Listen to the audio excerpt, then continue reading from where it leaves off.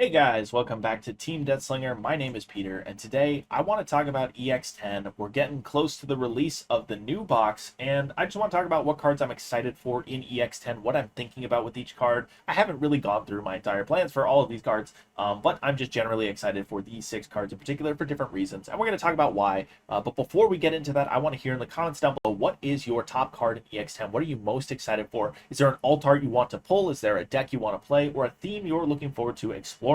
Let me know in the comments down below, and let's get right into it. So, the first card I want to talk about here, Creepymon from EX10. When digivolving and on deletion, delete all of your opponent's lowest DP Digimon. If this effect did not delete, trash their deck's top 5 cards. When attacking, if your opponent has 10 or more cards in their trash, you may play one red or purple 5k DP or lower Digimon card from your trash to your empty breeding area without paying the cost. And then end of your turn, this Digimon may attack. I really like this card for a lot of reasons. My first thought, first of all, I really like that we kind of have a pseudo blitz effect here. We get to digivolve, pop something that's the lowest DP. If the opponent is dirtling and not doing anything, we get to trash cards. So that synergizes really well with the mill strategies that Creepymon has typically been associated with. And then you get to swing, and then when attacking, you get to do the when attacking thing, which puts you a 5k DP or lower in raising. Ideally, you should have 10 cards in trash, hopefully, by the point you're getting this on the board. So I've kind of been thinking that I want to do some kind of purple hybrid build with this. Probably not a shocker to anyone. There's a lot of mill builds that I think will work with this. But something interesting to me is playing that red or purple 5k body into your breeding area. Lowymon is actually a 5k body, so you could potentially set up the Lowymon and then next turn swing a Lowymon, Evo into the Rikimon in the trash, get some kind of tamer with Inheritance down on your side of the board, and then you can actually Evo the Rikimon into like another Creepymon and mill more cards. You can go into a Magneticdramon, mill some cards. There's just a lot you can do with this. Also, the fact that this works with red or purple cards kind of opens up the bottom end of this deck quite a bit.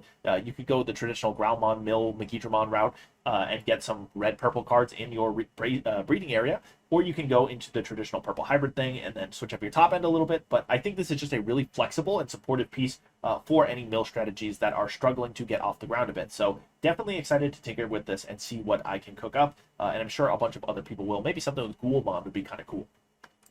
The next card I want to talk about, I have a whole video talking about MaloMyotismon in EX10. I am so excited for this card. Trash on main by deleting 2 of your level 5 or higher Digimon with Myotismon in the text. Play this card with the play cost reduced by 11. Honestly, that is the least on topic thing I'm going to do with it. I am probably not building Myotismon as a deck. There's a lot going on there that I don't want to explore, but I really like this generically as a boss monster. So on play, when digivolving and when attacking, delete 2 other unsuspended Digimon once per turn. That's fantastic, first of all. And then all turns, when any of your other Digimon or tamers are deleted, trash your opponent's top security card and return one of their Digimon with the lowest DP to the bottom of the deck. So I've talked about how I really like the idea of playing this in like a toolboxy Chaos Galmon deck. You have the extra bodies on the board. You can do your hybrid warp shenanigans using the Agunimon and Lowymon that pop themselves at the end of turn when you warp into them, and that will work for trashing your opponent's top security and then actually netting you tamers back and grabbing you hybrids back, so that's a good way to get some value. And then if this ever sticks on the board, you're just popping bodies, right? If the opponent does not swing, you are going to be deleting those unsuspended Digimon back on your turn when you attack. And if the opponent does swing, they're presenting you an opportunity to hit the Blast Ace button and punish them for swinging. So I think it's going to be a really versatile boss monster. I'm sure it's going to see play probably in Galaxy. It's going to be nasty. And the alt art on this card is sweet. So I'm looking forward to getting my hands on a couple copies and tinkering around with it in a bunch of different builds. I do want to talk about Beelzemon Ace. There's a Kenji Watanabe alt art for this card that I am ready to buy several copies of. I love it so much. Is a Blast Ace Evo. While you have 20 or more cards in trash, you can Evo on an Itmon in name for a cost of 4, so another Warp level 6. We love to see it, especially on a Blast Ace. On play, when digivolving and when attacking, trash the top 2 cards of your deck. Then delete one of your opponent's play cost 6 or lower Digimon. For every 10 cards in your trash, add 3 to the play cost maximum. And then also on play, when digivolving, if you have 10 or more cards in your trash, by returning 2 non-Digi cards from trash to the top of the deck, de-digivolve 2 on one of your opponent's Digimon. You can layer these effects in the order that you want, so you will traditionally be putting 2 non-Digi cards from trash on top of the deck and de-digivolving 2 on something, and then trashing your top 2, and then blowing up something that is play cost 6 or lower. This should almost always be 10 cards in trash by the time you're resolving this, so you're probably going to hit a 9 cost or lower, and you can actually set up what you mill, which is really interesting. So you can put things like your Death Slingers on top, mill the 2 Death Slingers, get 2 memory back to steal memory on your opponent's turn if they're swinging and you're Blast Acing this, and then pop whatever their level 6 is, because by the time you de-digivolve it, it should be play cost 9 or lower if it's a level 5.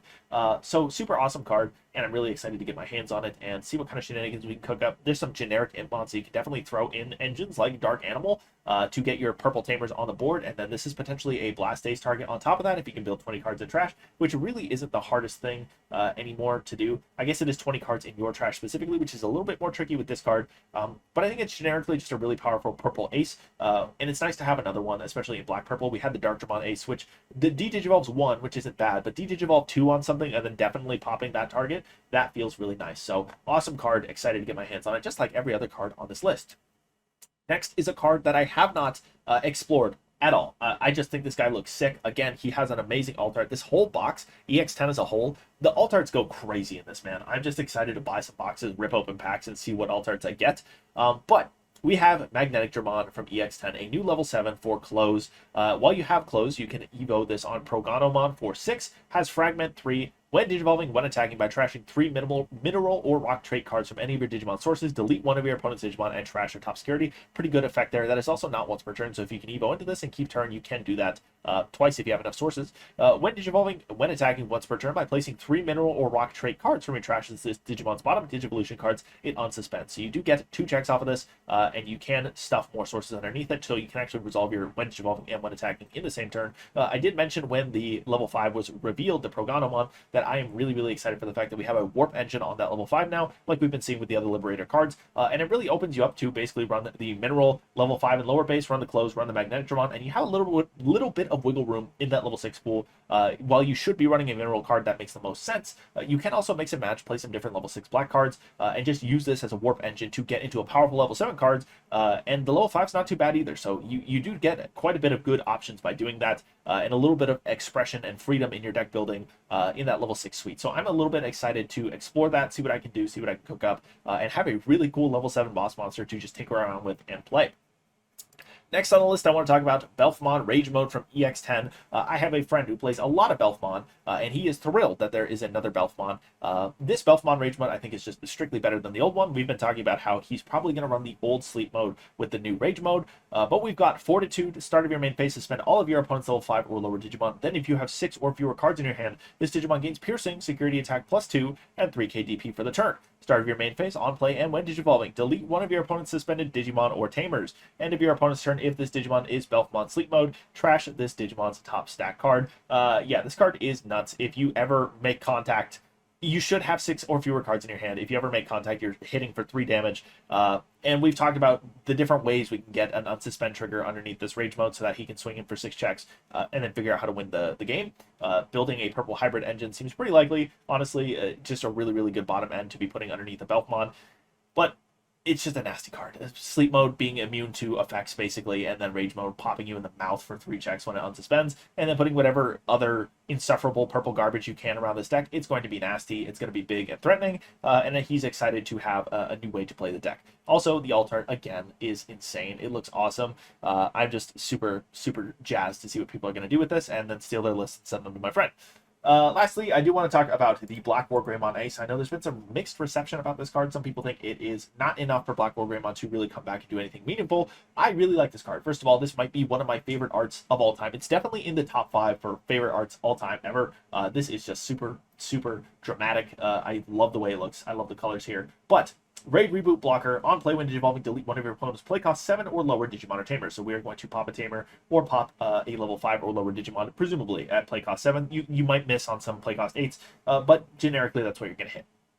All turns when your opponent has a Digimon with 13k DP or more, your opponent's Digimon effects don't affect this Digimon and it gets plus 3k DP. So as long as your opponent has something big and bad on the board, you become a 15k Raid Reboot blocker that is unaffected by your opponent's Digimon effects. So you are relatively safe from Blast Ace. They do have to hit you with some option hate, but you are also 15k. So if they have a 13k or higher, you can probably swing in Raid into that and then get your Reboot blocker. But it might pay to just leave that on the board and swing past it, not use the Raid, so you can keep your immunity to Digimon effects. And if they are just 13k, then you should be bigger than them at 15k, allowing you to just kind of chill out on the board and be a Reboot blocker that does what it needs to do. So I like the versatility this card gives. It either sits on the board as something that's just constantly checking. We have red in our sources, so you can definitely get your security attack +1 underneath this and be swinging for 2 or 3 checks at a time while immune to your opponent's Digimon effects, or you can be swinging into their bodies with raid, trimming down their board, and being a general nuisance as a whole. I was thinking about trying to revisit BlackWarGreymon Ace Antibody. That seems interesting. I don't know if the card necessarily stacks up to what's going on in the card game right now, but it would be cool to revisit and see how much of a difference BlackWarGreymon Ace makes. I know a lot of people are excited to take the support for this card specifically and play Gaiomon underneath the rest of that support, and then kind of use BlackWarGreymon Ace either not at all or as a supporting card in that deck. I think that makes sense too.